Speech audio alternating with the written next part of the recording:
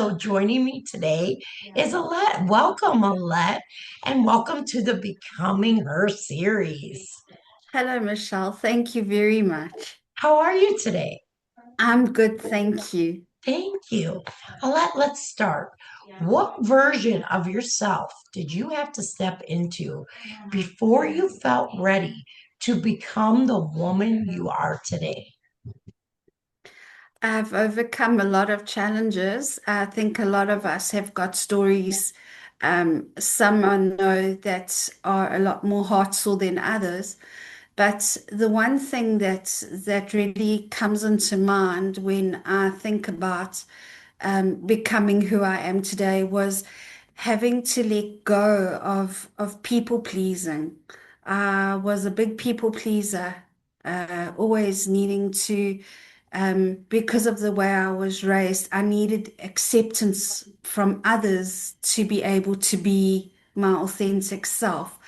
And only now, in the last 2 years, have I really realized that you can be yourself. You don't need the approval of others.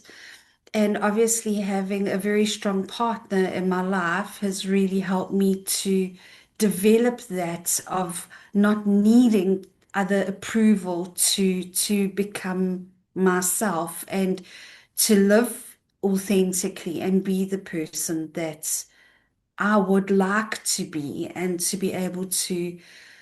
The growth has been enormous, that I can say. And I've reached things now that I wouldn't have been able to do when I was much younger. Albeit it's taken 47 years. I'm now 49, so it's taken a long time. But finally, I can say that I'm proud of who I've become. I've become independent and I've become able to enjoy thinking about who I am and what I want out of life and where I want to go from here. Amazing, very powerful. So let me ask you this, Alette. What belief, role, or pattern did you have to release that once felt like a part of your identity? Having to seek approval, Mhm. that was, I think, the biggest thing of that I've got to. Yes, the approval of others, and also that I have these standards that I need to meet, which was often someone else's ideals and thought patterns, not my own. So, one thing that I grew up with was that my best was never good enough.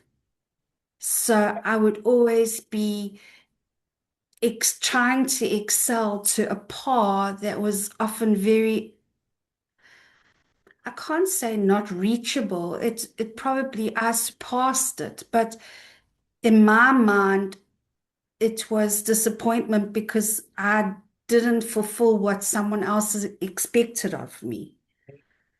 So that was, I think that was the biggest thing of that. I can I can set limits for myself and I can excel those limits and I do it well. But because I didn't have self-belief in myself, because if I did something, um, like when I did my best, I was told, but that's not good enough. Um, can I use an example from my childhood? So, my grandparents, I was told that I was a spoiled brat because my grandparents spoiled me a lot. But I think that they were trying to make up for something that they had lost with their children, albeit like my mom and her brothers. Right. So my gran used to pay for me to do ballet. And then because I got a C in one of my ballet gradings, my mom said I was wasting my grandmother's money. So I had to stop ballet. My grandparents brought me an Mhm. baby.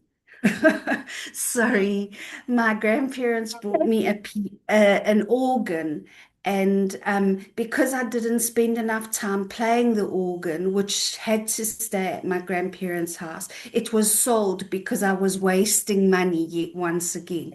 So, Hmm. like, as I would try and aspire to something, it would sort Hmm. of like the carpet would be ripped out from under my feet. So, I grew up with this feeling of never being good enough to be able to. So I wanted to be an overachiever. And academically, other than Afrikaans, I wasn't a very academic person. So it was difficult for me. But then not realizing like little things. When my brother and sister would get sick, if I were to get sick shortly afterwards, then it would be that I was acting, I was pretending to be sick. So it's all of that kind of um, childhood formation that I had to overcome to become who I am today. I love that you shared that because becoming her really does require you releasing what no longer aligns. Absolutely, absolutely. I have one more question. How Yes. does becoming her show up in how you lead and move and make decisions in this season of your life today? I think it's definitely made me a lot more compassionate. I've always prided myself in being a compassionate person, but I think more clearly now about instead of where I might have been hasty in making decisions, I will think things through. Sometimes I'm still, I'll go head over heels into something and then think, oh, like, should I have done that? But that's part of being compulsive and making decisions on the fly. Sometimes you need to be able to do that. You need to not necessarily always have to be the norm. I'll think about it and then ponder on it forever and a day. No. Right. Sometimes we need to just be able to make those split decisions, and that's what I'm going to do and actually do it. That's so beautiful. Alette, can you tell us about you, who you are, what you do, so our audience can get to know you more? I can. Um, I live in South Africa in a seaside town called Javongo. I am a Reiki Master and also am an intuitive healer. I did, I was a massage therapist. I'd done massage therapy as well as advanced massage therapy. But when I got sick, many years ago, I lost the fine motor coordination in my hands. So after 8 months of recovery, I had to learn how to basically walk again and talk properly again and think again. And so it took away quite a bit of the. I I used to work with the angels and do intuitive massage. So I would Mhm. do Reiki while I was busy, and I would work with my angel guides, and they would give me messages while I was working with the person. So I felt like I had lost all of that, only to realize that it wasn't lost. It was just looking for a new way for me to learn to express myself and to become intuitive again. And so it took a lot out of me, but in the last like 2 years, I've started getting back on track and so I'm quite excited about that. And I am busy writing a course at the moment for teens and tweens. Other than earlier in the year, I published a chapter in the book called oh gosh, now it's I was looking at it a few moments ago and it's just gone straight out of my head with Monique Alvarez, one of the books that we Yes. Is it transforming pain into purpose or smart? um, Spark, A spark, and spark. spark. I was in So that what did I too. That's how we know each other. forget? Yes. That is So, amazing. Yes. So you're a best-selling author too. yes, I am.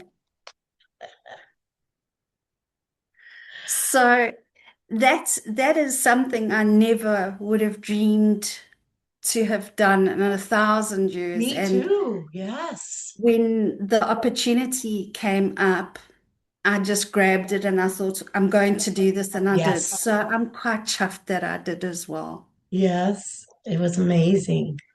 Monique is, I love her. Absolutely. Alette, I want to thank you so much for being a part of the Becoming Thank you, Her Michelle. series today.